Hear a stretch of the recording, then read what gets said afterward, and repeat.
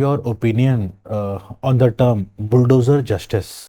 So recently, the Supreme Court has put a stay on any encroachment. The Supreme Court has highlighted that one needs to follow the due process of law, because it is not only the accused but also the rights of the people in that particular dwelling which get affected once these structures are demolished by a bulldozer.